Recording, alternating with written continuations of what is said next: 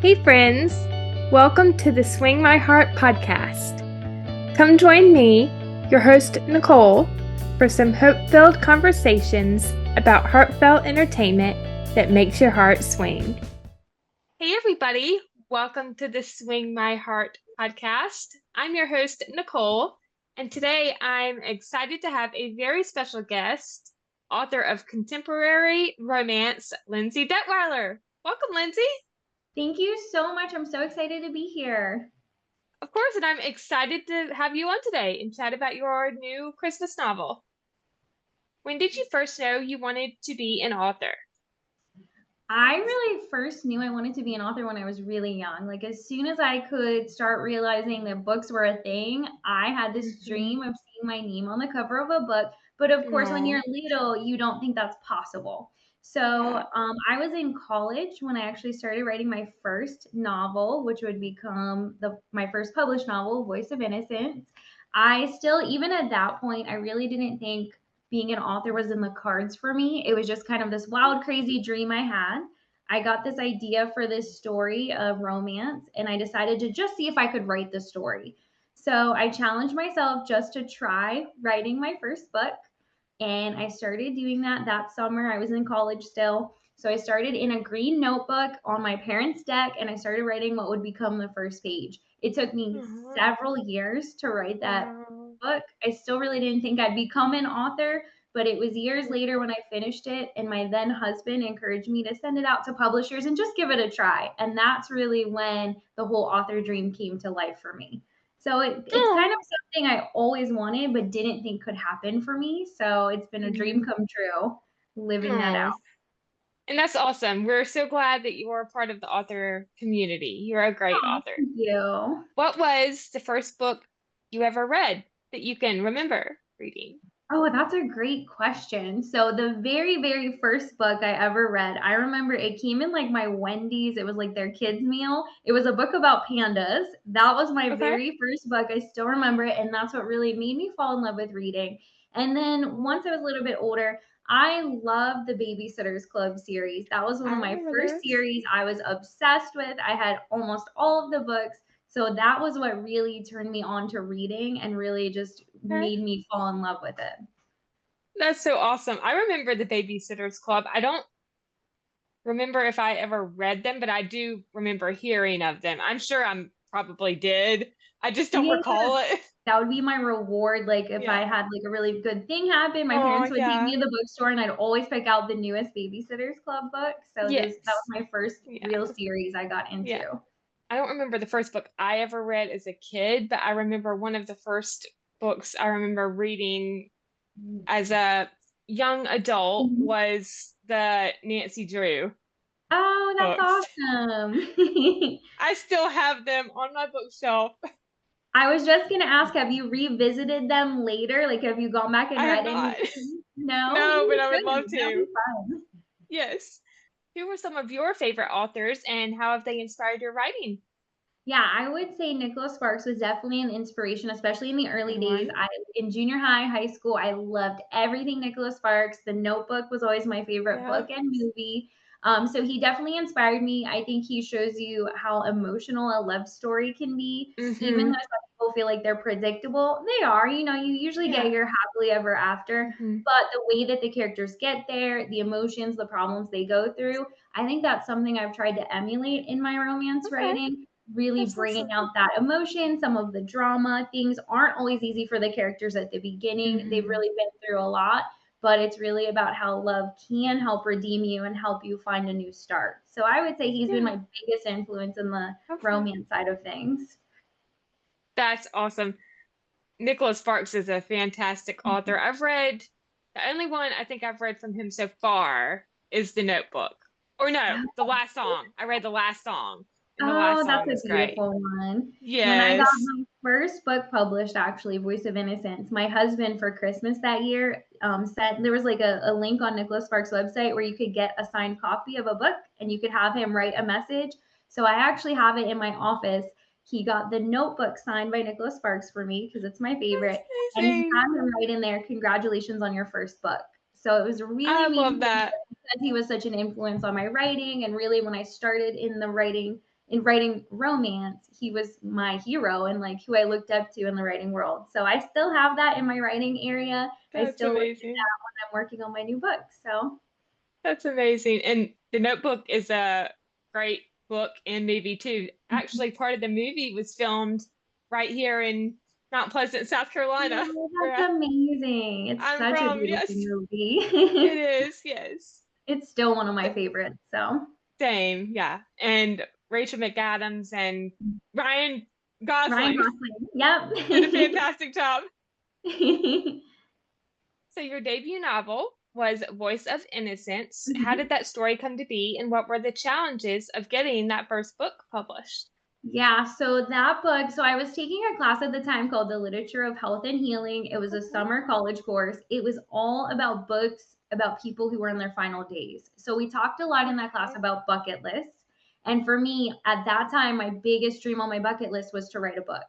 So I went home Okay. from class one night and I just started thinking like if I was to write a book, what would I write about? There were a lot of stories in the news about wrongful conviction. And for some reason, I was Okay. really interested in that. And for me, a lot of the news stories focused on the person who was wrongfully convicted. But in my mind, I was thinking about the love element of it. I was thinking about what would it be like to be in love with someone who was wrongfully Okay. convicted.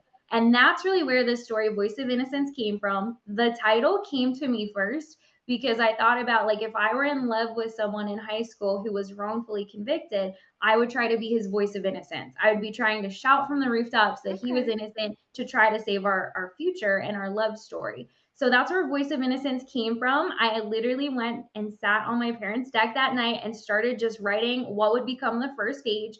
I think it's somewhere behind. Oh, yeah, it's right behind me. I actually have Okay. that notebook that I started writing That's in. It's on my awesome. shelf.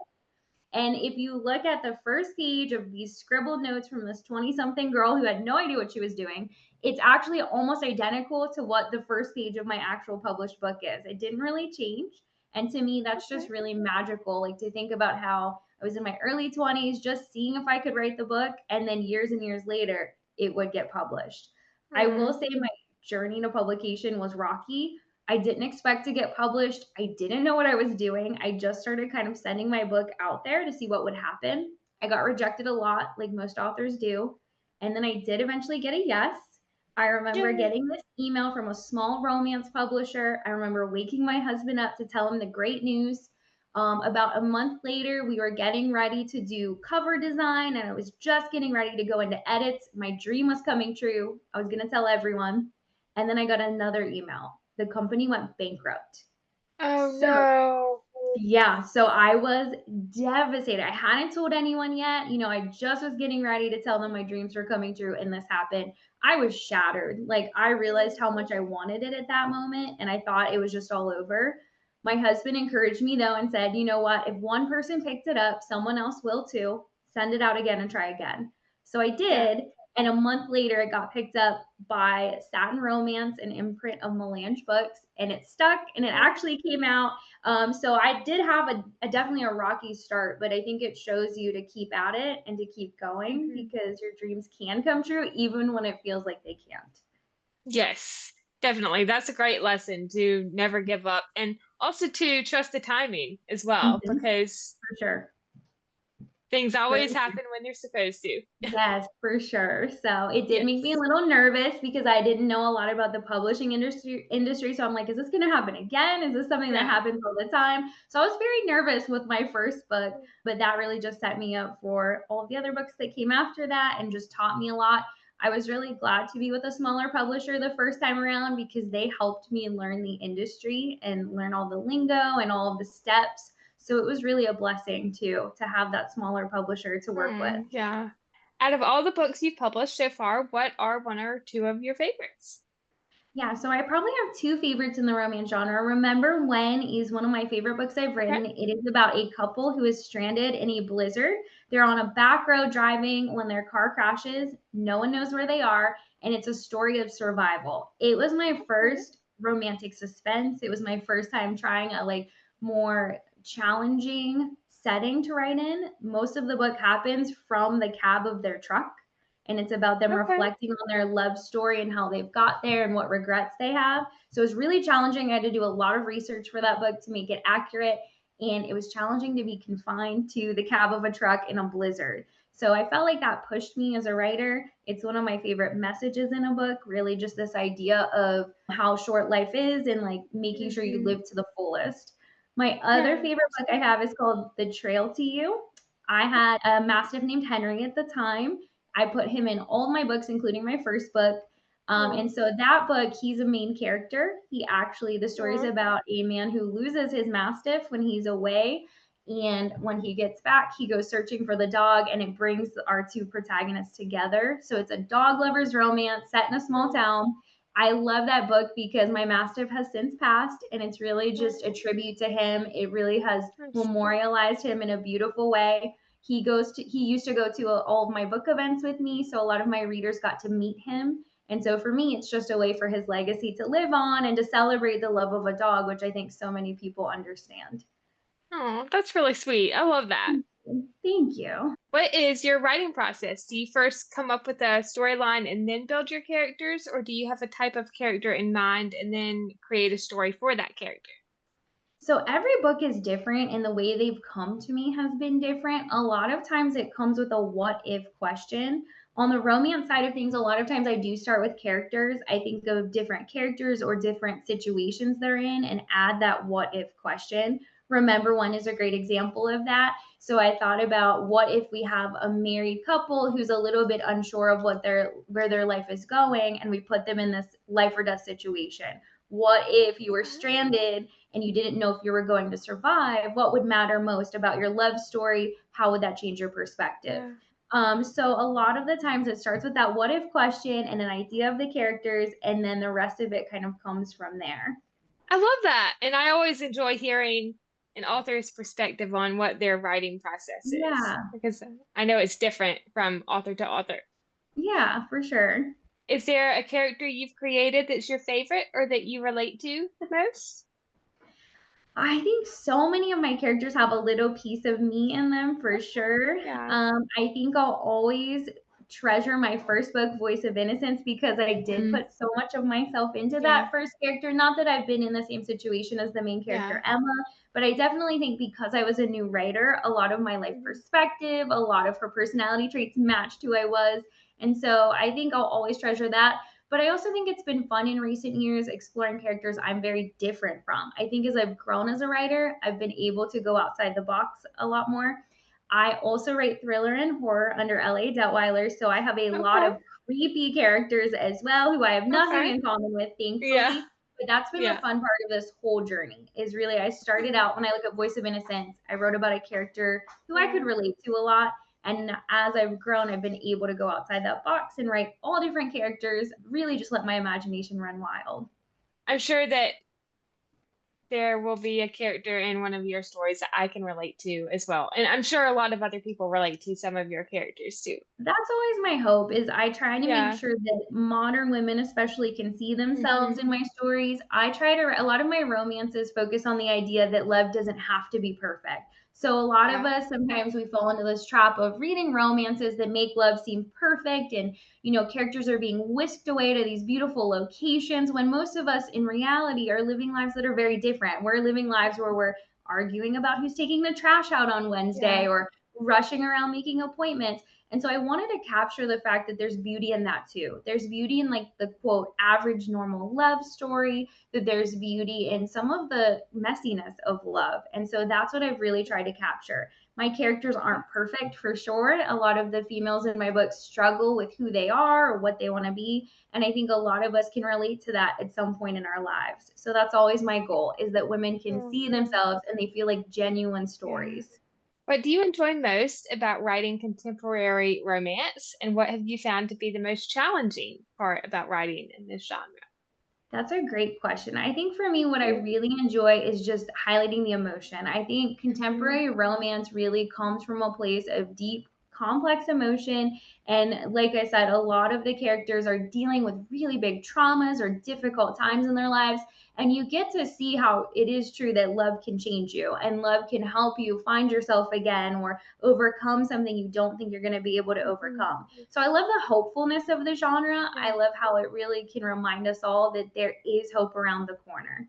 I think the difficult part for me is sometimes finding that balance between that deep emotion and that happily ever after the reader wants, because I always want my stories to feel genuine, but I also want them to have that hopeful Mm. message we're looking Yeah. for. Sometimes Yeah. that can be difficult to get to that happy ending, Yeah.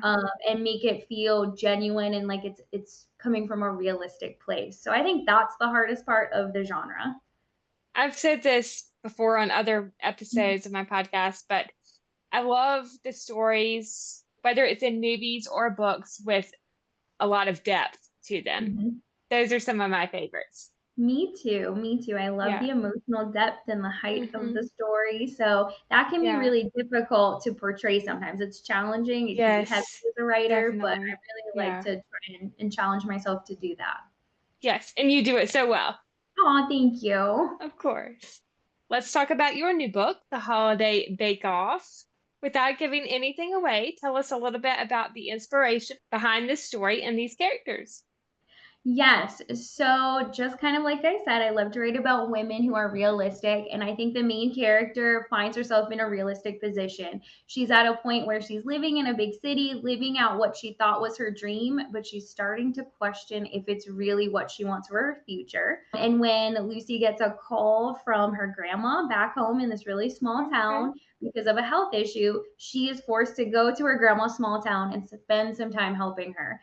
Grandma owns a Okay. bakery, and so Lucy jumps in to help with the bakery. And from there, it's set around the Christmas season. There's a holiday bake off that happens in town that the grandma needs help with. So Lucy finds herself kind of wrapped up in a small town, picturesque town that really also encourages her to explore what she wants in her life.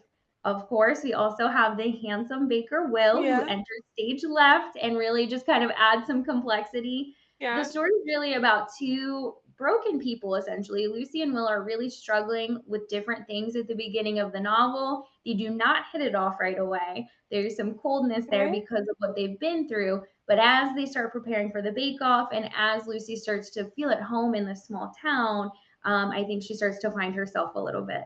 So that's really what the Oh, story's about. yeah.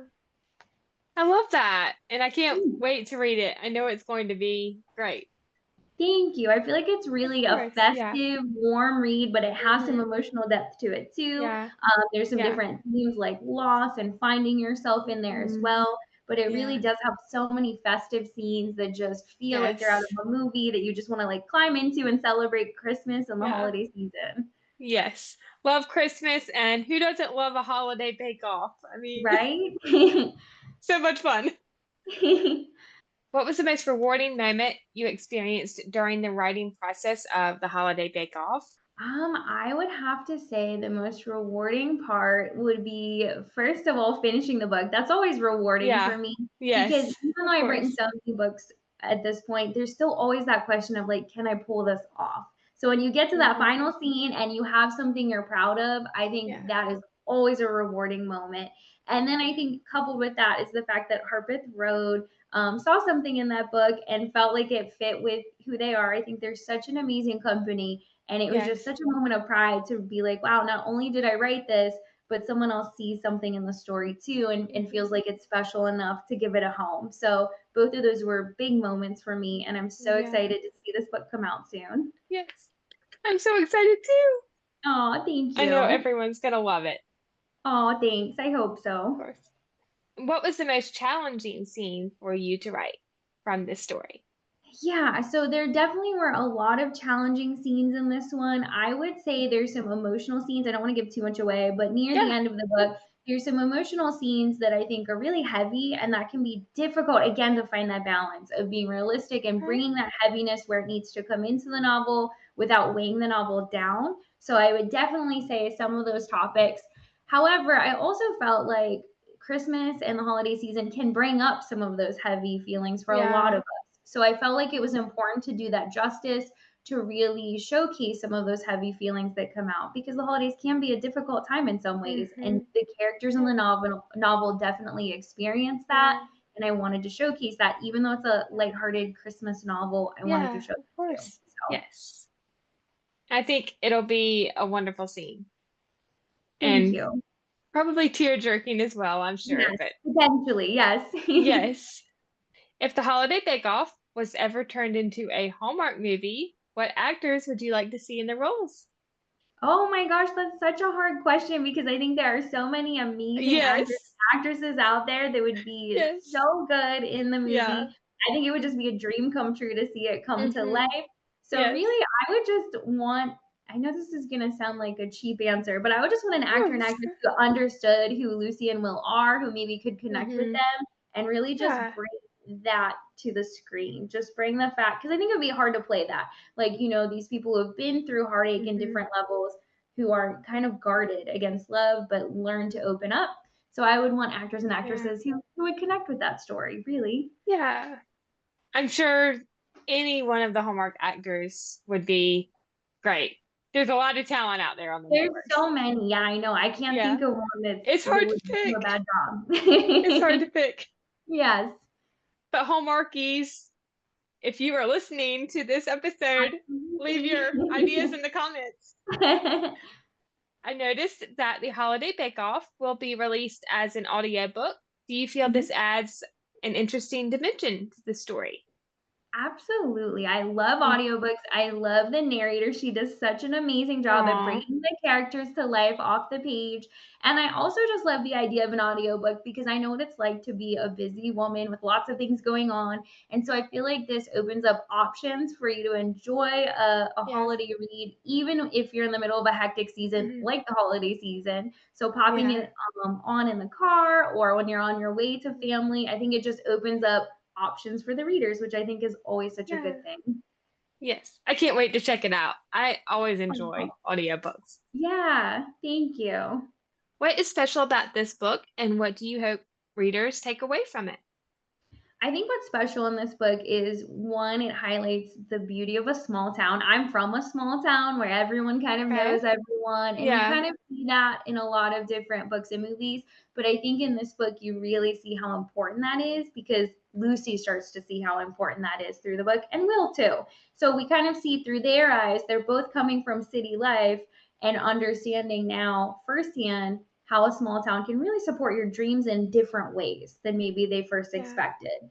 I think the other thing, it shows family and how important family is, whatever your family looks like. Lucy doesn't have a quote traditional family structure at the beginning of the Yeah. book. She's been through a lot, but it just really shows that family is important. And sometimes the family that you choose is important as well. Yeah. So we see a lot of those Yeah. connections in the book.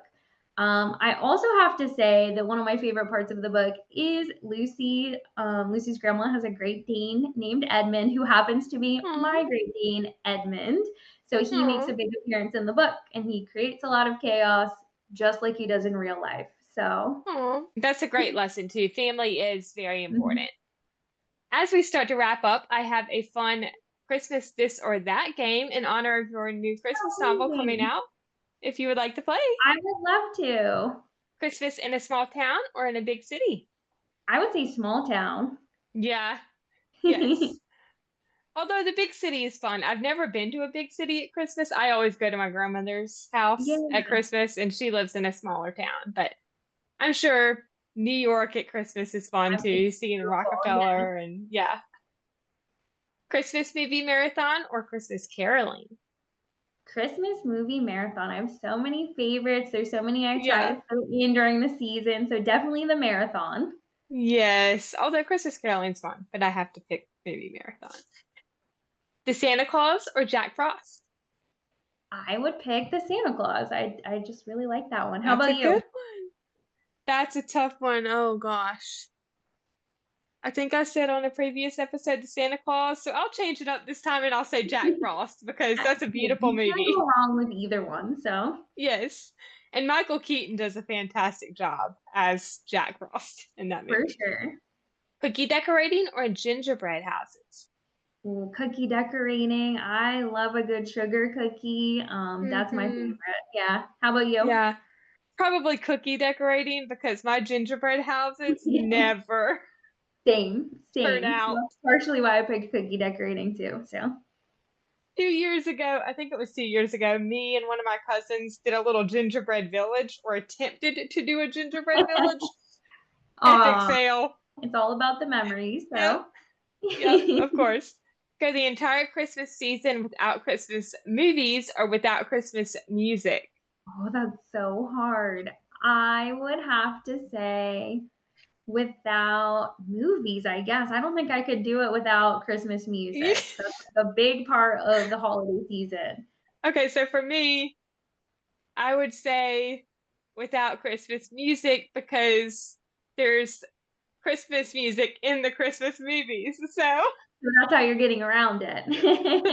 yes, Oh, that's good thinking. yes. Ice skating or sledding? I would say sledding because I'm not really coordinated enough for skating. I'm not great at ice Okay. skating. So I'm gonna go sledding. Probably ice skating for me. That's always been fun. Yeah. But I'm still not that coordinated, but it's a great time. White elephant or Secret Santa? I love a Secret Santa. That's one of my favorite holiday traditions. We do that in our That's family. So, fun. Yeah. how about Oh, you? I love that. I have a group of friends. We do a Secret Santa. And then for my family, it used to be where everyone would get everyone else a gift, Uh-huh. but now we've started drawing names. That's great. Yes, it's always fun. Yeah. Eggnog or peppermint hot cocoa? I would go with peppermint hot cocoa because I like hot cocoa. I'm not an eggnog Mm, person. I'm not either.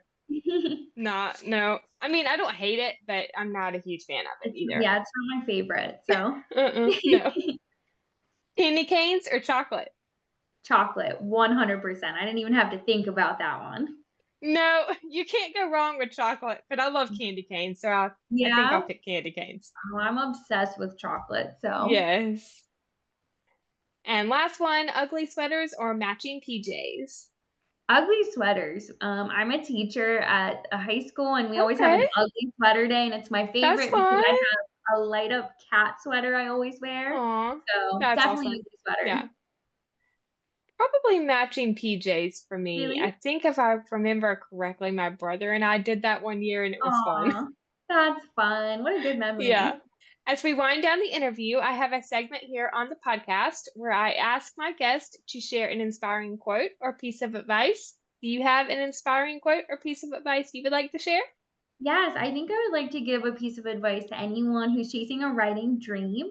And my Okay. piece of advice is always to write the story that haunts you or that's on your heart. I think so many times writers get worried about what will people think of the story I'm Yeah. writing? Will people like it? Will it get picked up? I think at the end of the day, if you write the story you're passionate about, the story Mm-hmm. that speaks to you, that you almost feel called to tell, you can't go wrong because you're going to end up Yeah. being proud of that story you tell. Yeah. That was definitely me with Voice of Innocence.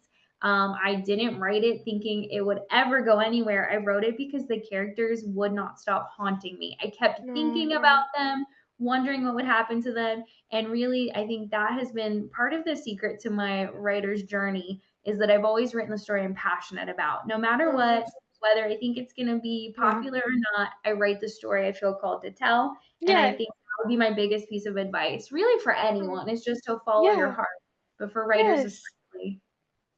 That's great advice. Thank And you. definitely something everyone should take to heart. I hope so. Yeah. Of course, yeah.